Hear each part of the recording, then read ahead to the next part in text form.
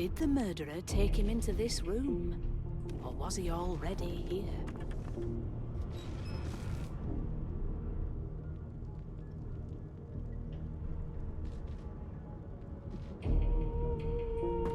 Good gods, there's been a murder here. A young magister stands pale and silent. Her knuckles whiten around her weapon as you pass. Behind the magister, a bloodied mass lies in a heap. Gore and limbs lie at odd angles. You can't make out a face amid the mess.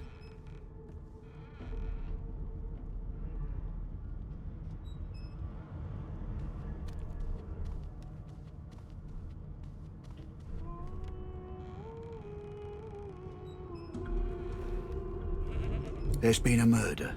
A sorcerer was killed by one of your own. Lucky you were busy getting your collar fitted at the time, or you'd be a suspect like the rest of them. Waters is investigating. She'll figure out who did it. Always does. Move along.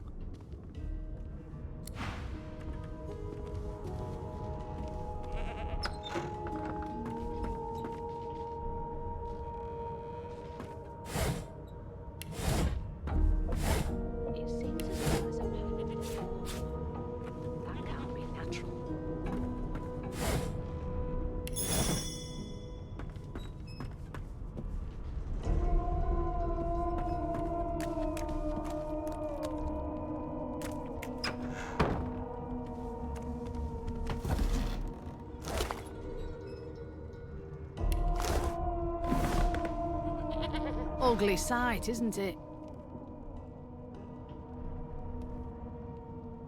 Burns me up this happened under our protection.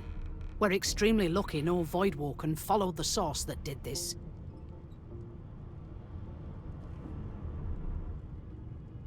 Finn didn't see it like that. He was desperate for us to help him. Two things scared the living daylights out of him. His own shadow and his own source. We'll find out who did this. Speaking of... She looks up at you with a mirthless smile. I was on duty in your room when the murder happened.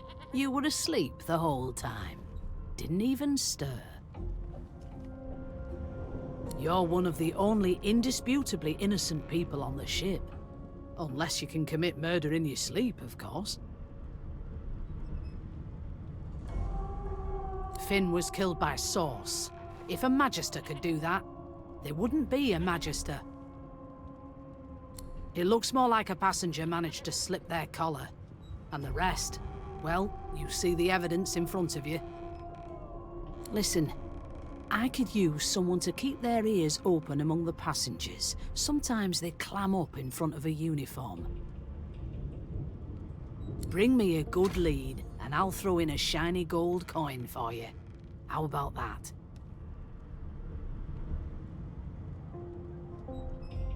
Think about it. It's one of you who got killed, not one of us.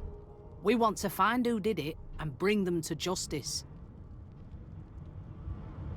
Who's your real enemy here? You let me know if you hear anything. Whoever did this is dangerous.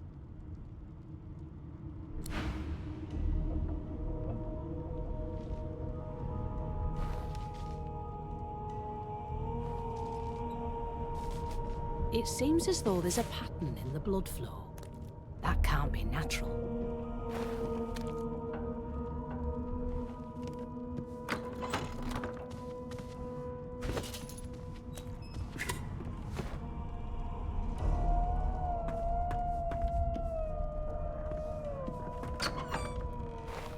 Come on, please, Lohse. I forgot how to sing. I did.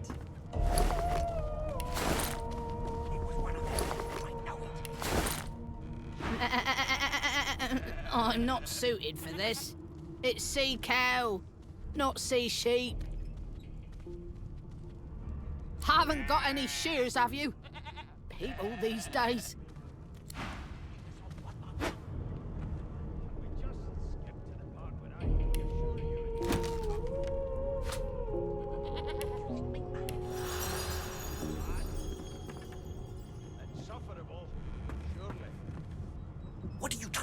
anyway.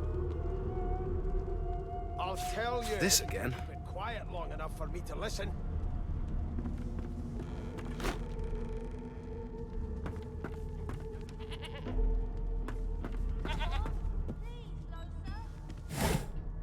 Forgot how to sing. I did. It was one of them. I know it. Would you put a knuckle in it? I'm trying to concentrate. An elf sits tucked away in a dark spot, lazily rolling dice onto the surface of a barrel. They sound like the dry cackling of an old witch. One of us will kill our own. They're picking us off one by one. Snake eyes. Just skip to the part where She chuckles. you and you shut up. I bet that's just what they'll look like. She shakes her head. Game for one, I'm afraid. What are you trying Rolling dice. Deciding fates. Been quiet long enough for me to listen. Don't worry, honey. It isn't yours. She looks you up and down with the merest hint of a coy smile on her lips. Never say never, though. She eyes you quite seriously. Not the future, no. But I can read the past in flesh. One of the perks of being an elf, you see. I'm quite good at it, too. I could lick your arm and tell you how you spent the night before last. Shall I? One of us would kill our own. She looks at you in surprise when you bare an arm of bone. My. Guess I'll have to find out the memory from Marrow, won't I? She gives your arm a vigorous stroke of the tongue, efficient like a cat grooming. You were in a cellar with other sorcerers, watching, staring at them, hoping that none would stare back. You were desperate to speak up, to reach out, to form a connection with these strange creatures. But you were scared, terrified even, of what they might think of you. Of course it is. The truth's right there, skin deep, so to speak. But don't you worry, darling. Your secret's safe with me. I don't lick and tell.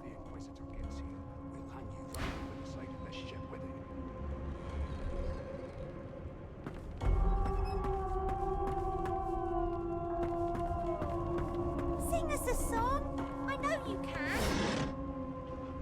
That's enough now.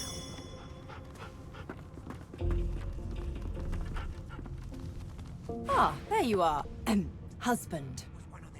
Would you please tell this very charming gaggle of not at all brat-like babes that I am by no accounts this Lohse woman, nor do I sing, in fact. I'm deathly, deathly allergical. One of us will kill our own.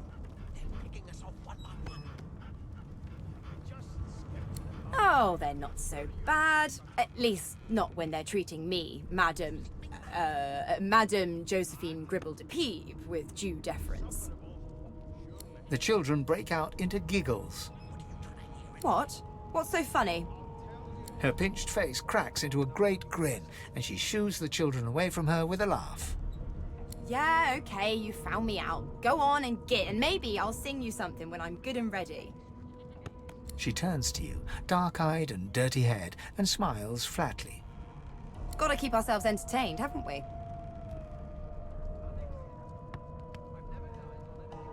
You presume right.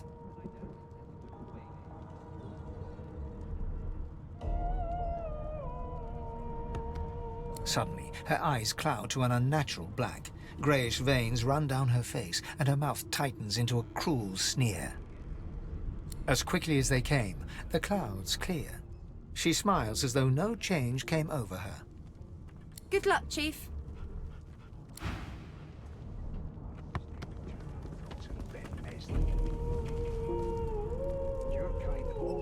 Do you know Lohse? She's a really good singer. I'm better though. Listen. La la la la la. You look like my daddy. His name is Frida. He's waiting for me at home. I'm here because I'm magic. Are you here because you're weird? I'm trying to concentrate. They don't care about us. We're like cattle to them. I'll give you that knuckle if you keep carrying on. One of us will kill our own. They're picking us off one by one. You! Sorcerer! Blood? No. Go! Oof. Mad? No. Insufferable? Surely.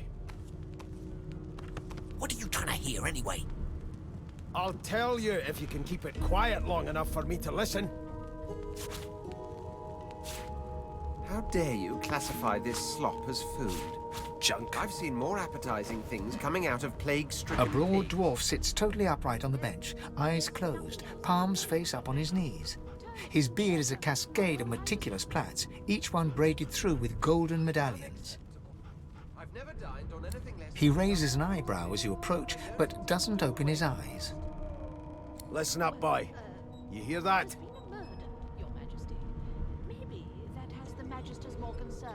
He turns his head toward you, looking you up and down, and smiles before turning his attention to the ship once more.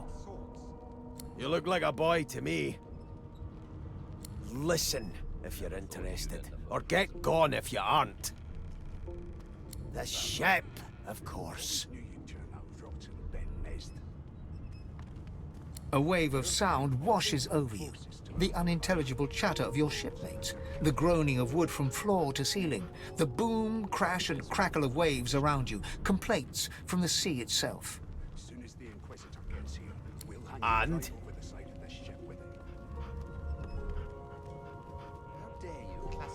The fellow cocks his ear, listening. That isn't anger, it's He cocks his ear to the other side, then smiles. anticipation. She senses something.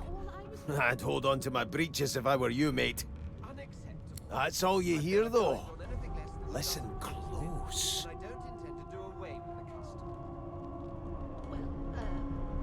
There now, just like that. Squeak! Aha! His eyes snap open as his countenance breaks into an expression of joy. One great paw claps you on the back. The other catches you before you lose your footing. There. You heard it, didn't you? I knew it. I knew it. Aye, this is good news, boy. Good news. No, you beautiful idiot. That wasn't any rat. It was the wheel. Squeaks whenever the helmsman jerks it clockwise, which means we're heading east. Burn my beard. That means if we've been traveling for, yes, only 10.34 nautical miles to Fort Joy.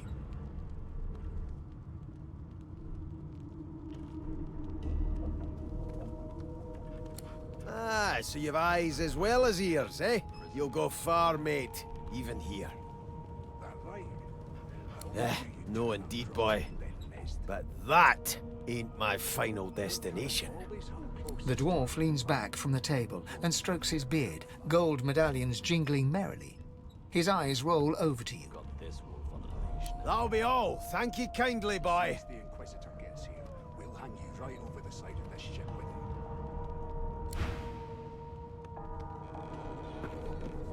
Why won't you sing? That's enough.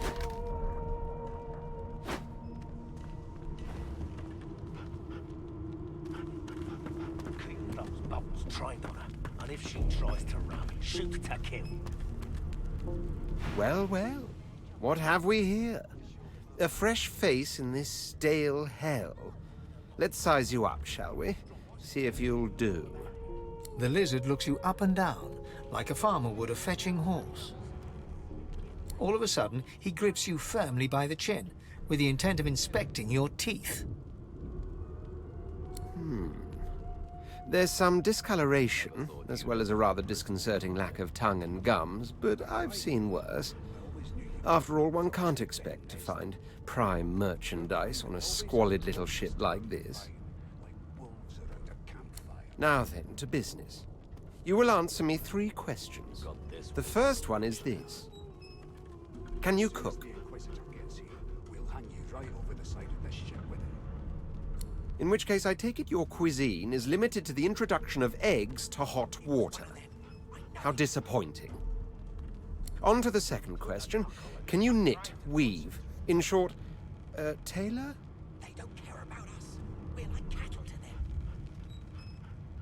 I'll give you that knuckle. Yes, I can tell from your vagabond chic, a bag is as good as a shirt kind of style. I shouldn't be getting my hopes up. On then to my final query. Have you the ability to administer the upkeep of one's personal appearance? The delicate art of cosmetics is what I'm after. What are you trying to hear anyway? I'll tell you if you can keep it Just as I thought. That explains what's besieging my nostrils. So, 3 questions asked, 3 questions answered. Let's evaluate, shall we? As per your own testimony, you have the taste buds of a dung beetle, the fashion sense of a monkey in a clown suit, and your personal hygiene reminds one of a carcass rotting in the sun. That won't do at all, see? I'm sad to say I must deny you the opportunity to be my slave. Ever so sorry. You should probably come to terms with the fact that you've half a mind, full stop. You'll never attain the rank of slave with manners such as that. Still, hone your skills, and one day you may just qualify for a position in a lesser household than mine. You keep dreaming, you hear? Like wolves around a campfire. Well, you've got this wolf on a leash. This again? As soon as the Inquisitor gets here, we'll hang you right over the side of this ship with it.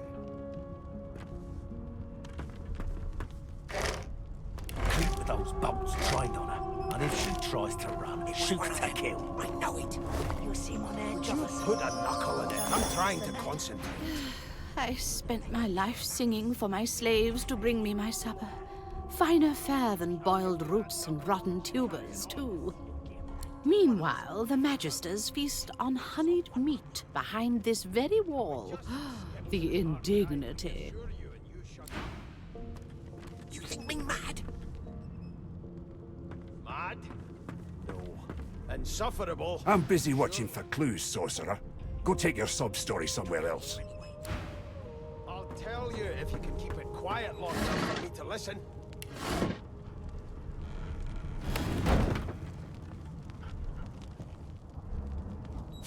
Good fight. A scruffy man lounges against the wall with scarred arms folded.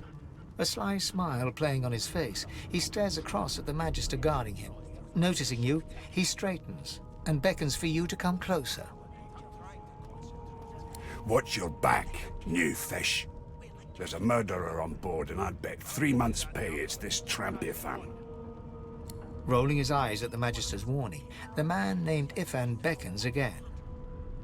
He leans in and adjusts your collar with a sharp tug, balancing its weight so it no longer presses unpleasantly on your neck. He winks. Pinches less that way, right? Hocking a phlegmy gobbet in your general direction, the sullen Magister settles back to his task of glowering at Ifan. And now, you.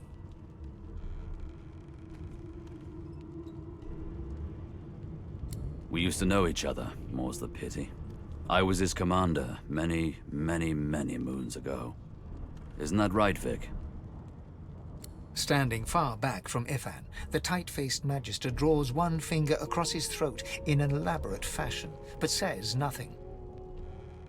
Ifan grins, flashing pointed white teeth. Same as he was at 14 years old. Only difference is somebody gave him a bigger sword, and now he's Johnny Big Pants. Long story. Maybe I'll tell you about it in the Joy. Away from interested parties. Ifan performs an elaborate pantomime of keeping quiet, one finger in front of his lips as he leans back against the wall. Can we just skip to the part where I reassure you and you shut up? Boring. Mad? Insufferable? Surely. I'll tell you if you can keep quiet long enough for me to listen.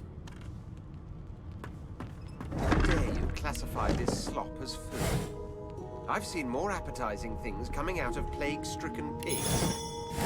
There's nothing else I can make, Your Majesty. Turnips and water are all I was given. Unacceptable. I've never dined on anything less than a dozen-course dinner, and I don't intend to do away with the custom. Well, there has been a murder, Your Majesty. Maybe that has the Magisters more concerned than your appetite. Don't you get saucy with me when you clearly don't know the first thing about sauce. Never thought you'd end up a prison guard, Vic. That right? I always knew you'd turn out rotten, Ben Mezd. Your kind always hung closest to our divine, like wolves around a campfire. Well, you've got this wolf on a leash now. Soon as the Inquisitor gets here, we'll hang you right over the side of this ship with it.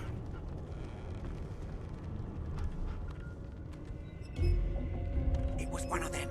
I know it. Would you put a knuckle in it? I'm trying to concentrate. They don't care about us. We're like cattle to them. I'll give you that knuckle if you keep carrying on. Here to register, sir. Good, good. Magister Williams is just about done with the last passenger. You faring okay so far?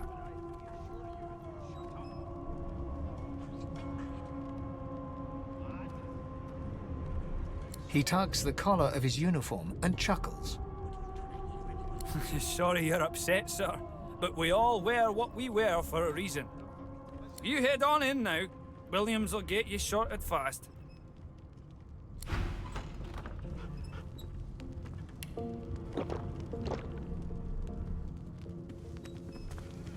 Keep those bolts trained on her, and if she tries... Standing at the center of the room, you spot a sorcerer haughtily eyeing a pair of nervous-looking magisters. They keep their crossbow trained upon her as she's being interrogated by an officer. So you admit it then? You murdered that poor fella? Yes, I did. But of course, that was only the beginning. She turns her head and looks you straight in the eye. There are others whose lives must end. Good God, the woman's mad. You there, sorcerer, go and fetch Magister Siwan. We need to do more than collar this maniac. We need to shackle her, hands and feet. It means your journey draws to a close. Do stick around for its finale, though, because... She reaches for her collar and simply removes it. I'm just about to create a scene. Subdue her, men, quickly! If she casts source, the Voidwoken will come. They'll end us all. She smiles with wicked satisfaction. Precisely.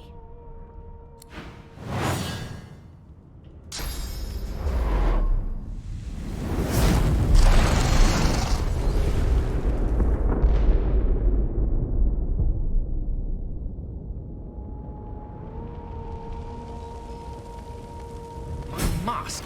She stole it. If these savages see me without it, they will have my skull for a goblet.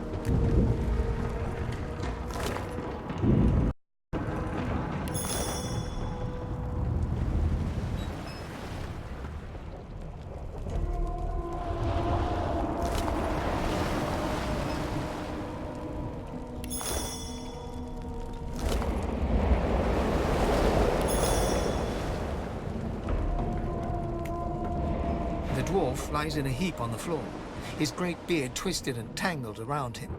He is stock still. You can't see if he's living or dead. You hear a faint thud, thud, thud. He's alive, but only just. Oh! What? What happened? That must have been the turnips. You dare strike a royal? Ooh! The lizard's eyes close as he slips into unconsciousness.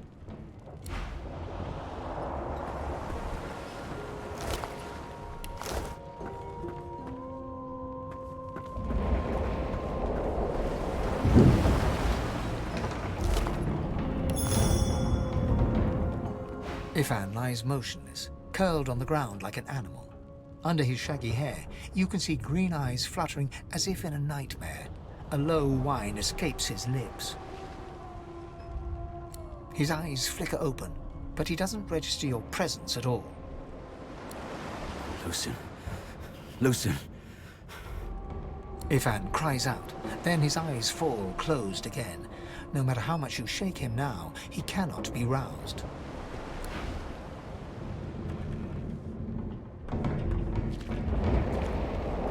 No, not the final dark. Not yet. It's no use. Your words do not seem to reach her. The dice roll darkly. They're rolling for me.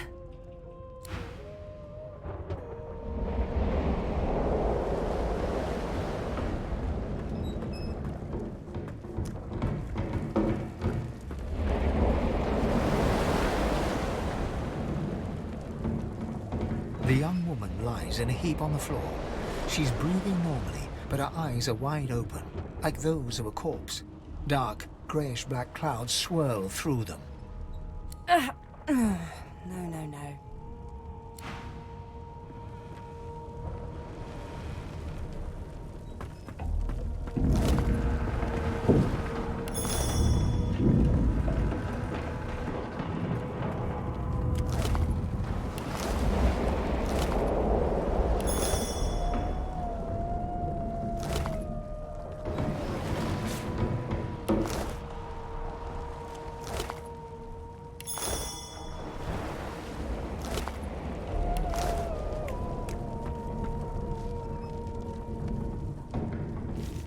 The Magister lies on the floor, unconscious and bleeding from a dire-looking wound.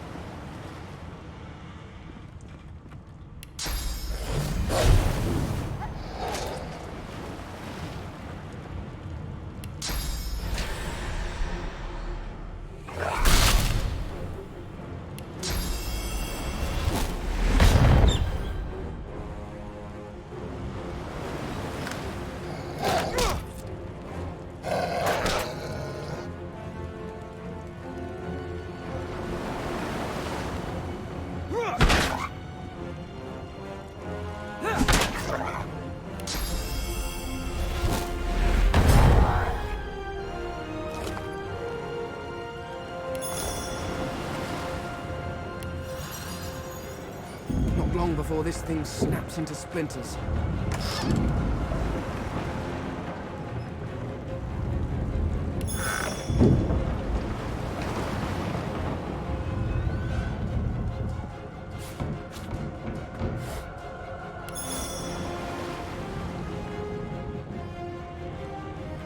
Damn. That doesn't bode well. Onwards and upwards.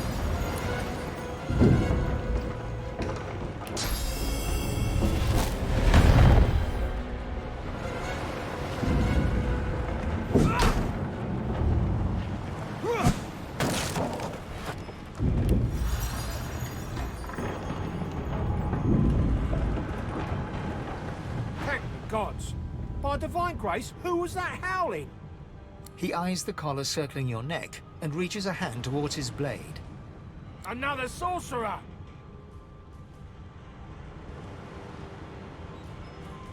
Even if I knew how to rip that thing off, I wouldn't. Some crazy banshee comes screaming through, and now we got void bugs swarming up top. Saw it coming, I did. Sorcerer mutiny.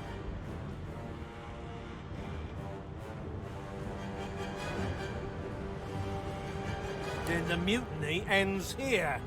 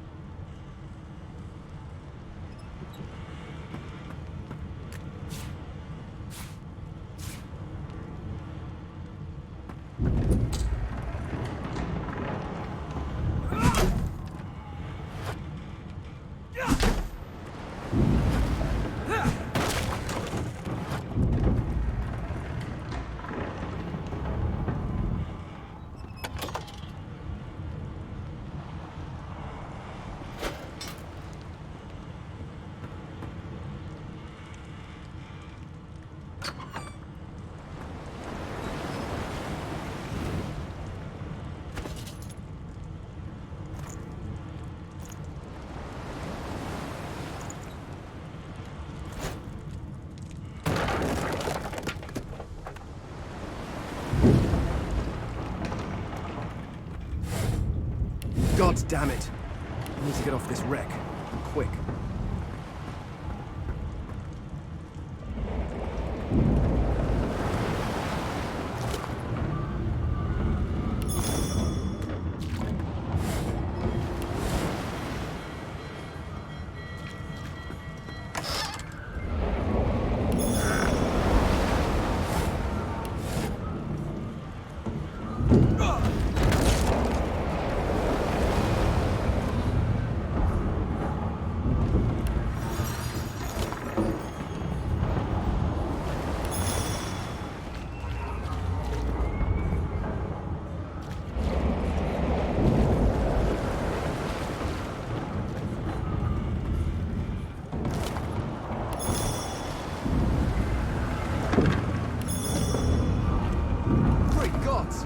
Something's pounding on the hull.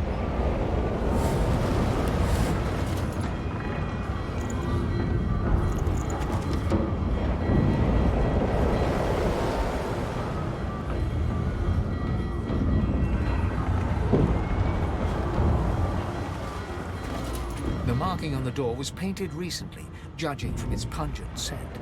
You recognize the symbol immediately for what it is, a warning of death fog within.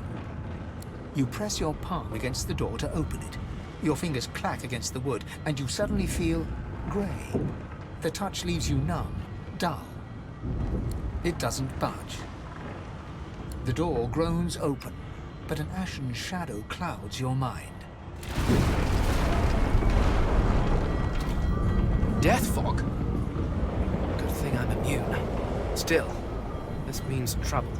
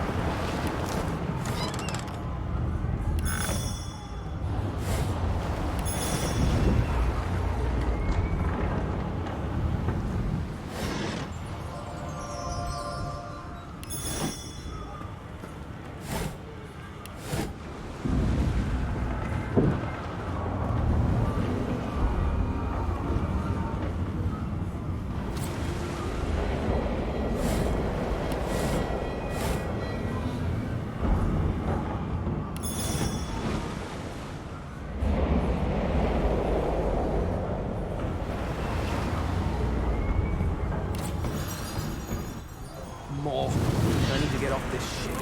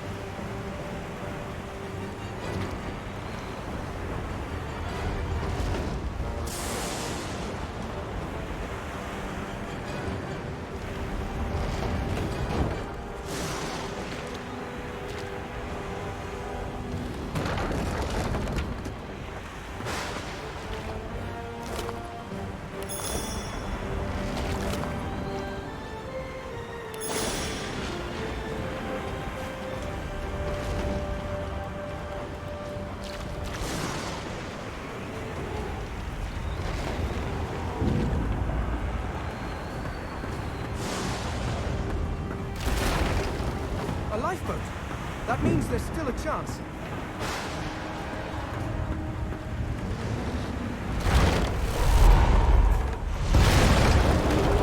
Go on, kid. Come on there and dig in the rope. I'm bored. You do it.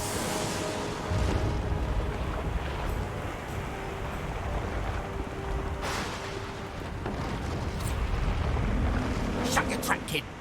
Children and dwarfs first, just like the old stories say.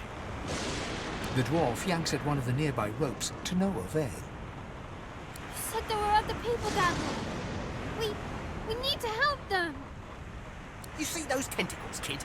It's time for getting the hell out of here.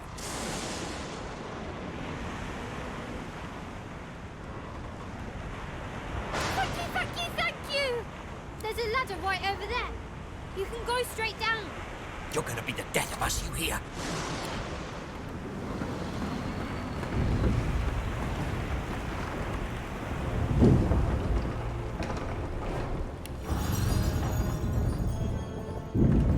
If you can walk, get yourself up the ladder. There's a... Wait. Voidwoken.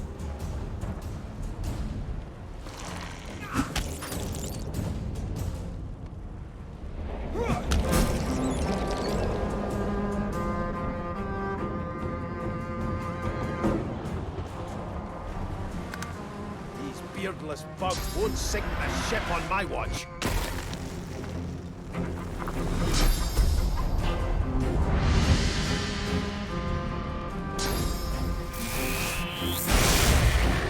I thought Voidwoken was supposed to be scary. Let the games begin.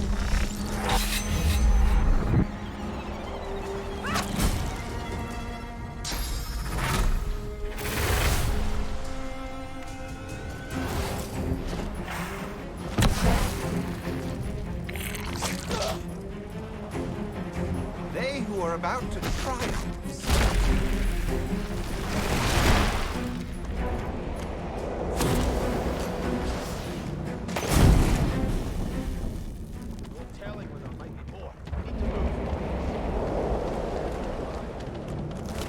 Let's head above decks for some air.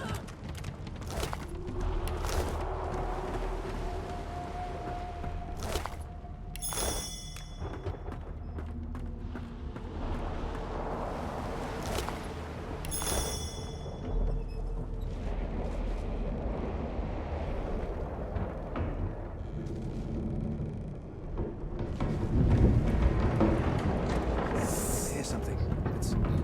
It's Magister C1. The one who put on this damn collar. She tries to speak, but can only gape as she clutches her neck, trying to stem the bleeding of a gushing wound. With jagged movements, she raises her clenched fist and holds out a length of cloth, soaked with some kind of strong-smelling tincture. Blood quickly soaks through the cloth. Magister C1's mouth opens and closes, her eyes wide in terror.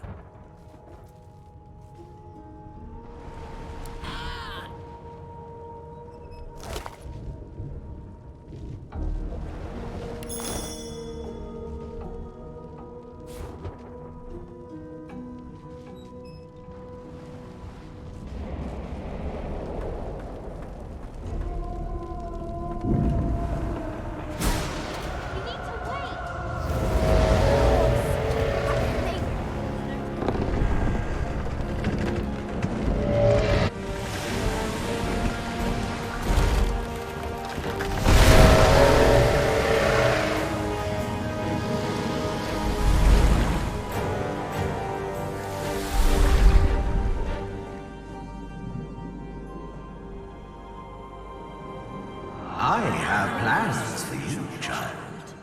Rise.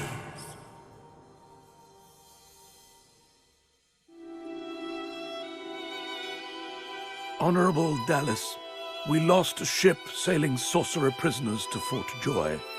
We assume some escaped and broke their collars. Their vile magic lured the Voidwoken. All who were aboard are presumed dead. Yours faithfully into eternity, High Judge Oriven.